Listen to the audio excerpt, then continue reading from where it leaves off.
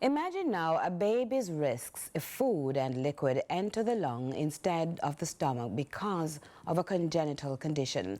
Thankfully, there are corrective procedures. However, also imagine several attempts to remedy this abnormality locally. You're engaged in overseas intervention but cannot secure cooperation on consultation. Such is the worrisome position of the parents of a child we introduced to you before on Inspire Jamaica. Reach out and touch somebody's hand.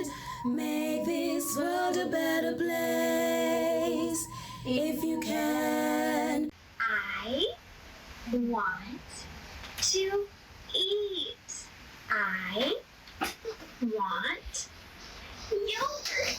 Of all the cartoons baby Azora Richardson loves is one you could call the perfect mouth-watering tease.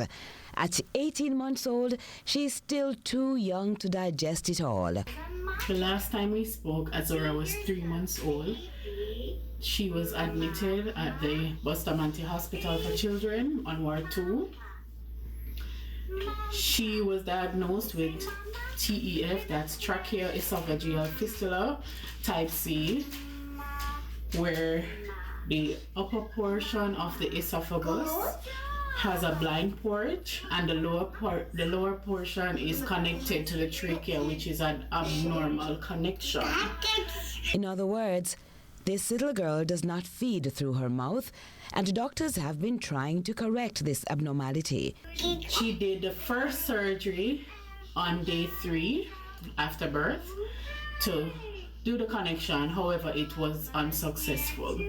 They placed a gastrostomy tube to her directly in her stomach, where she has been getting feeds through, and after that she went to surgery again to get a stoma at her neck in order for her not to choke on her secretion. So this is a stoma at her neck where her saliva come through. After that, they tried again the third time to do the connection with the esophagus and her stomach, which was last year March. However, they told us, the parents, that it was successful, and dilation of the esophagus was supposed to be started at 6 weeks after the surgery. She was there up until June. That would be about 2.5 months to 3 months after the surgery. There was a lot of delays, and that was when they tried to dilate the esophagus. But when they went and tried, they couldn't dilate the esophagus, so everything was back to square one. With heavy hearts, a tough decision was made regarding a 4th surgery. I said no. I think it is best for us to wait until, she grow a bit, and give her some time to recuperate from the surgeries that she has gone through in less than a year. She's now home, but all is not comfortable. She is, engaged in her learning activities, singing her alphabet songs and playing. Azora has an older sibling. Her brother, he enjoys playing with her, and at times he would be like, when would she be able to eat through her mouth? And even us, her parents, we would love for Azora to be able to eat and live a normal life. The hiccups have been many. The tube would burst and it would just come out of her stomach, feeds just start pouring out. Sometimes the syringe that is in the tube to keep the feeds down would come out at times, and at times she's in so much discomfort. There's an option on the table to seek help overseas, but there's a big hurdle.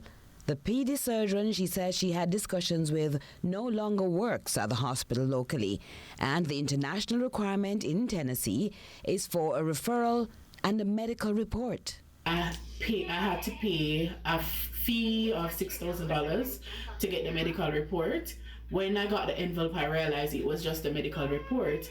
So I am now currently trying to seek the referral from them, which basically I'm getting the understanding that because they're not the ones that is referring us to the hospital overseas to seek better medical assistance for our child, they are not able to write us a referral. What's to do now? We, her father and I, we would love for her to be able to live more comfortable and be able to get a better and a normal life. Reach out and touch somebody's hand.